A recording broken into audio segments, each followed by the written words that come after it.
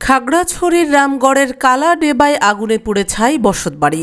খাগড়াছড়ির রামগড় পৌরসভার ৭ নং ওয়ার্ডে পূর্ব কালা ডেবা সোনাইয়াগা এলাকার বাসিন্দা আব্দুল করিমের বসতবাড়ি আগুনে পুড়ে ছাই। ৯ ফেব্রুয়ারি রবিবার রাত ৮ ঘটিকায় আব্দুল করিমের বাড়িতে এ অগ্নিকাণ্ডের ঘটনা ঘটে। আগুন দ্রুত ছড়িয়ে পড়লে ফায়ার সার্ভিসের কর্মীরা ঘটনাস্থলে আসার আগেই সম্পূর্ণ ঘর পুড়ে যায়।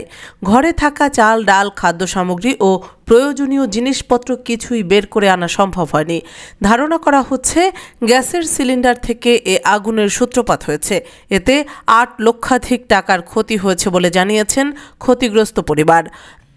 রামগড় ফায়ার সার্ভিস ও সিভিল ডিফেন্সের স্টেশন ভারপ্রাপ্ত অফিসার মোহাম্মদ সলিমুল্লাহ জানান, খবর পেয়ে দ্রুত ঘটনাস্থলে গিয়ে আগুন নিয়ন্ত্রণে আনে। গ্যাস সিলিন্ডার থেকে আগুনের সূত্রপাত বলে ধারণা করছি।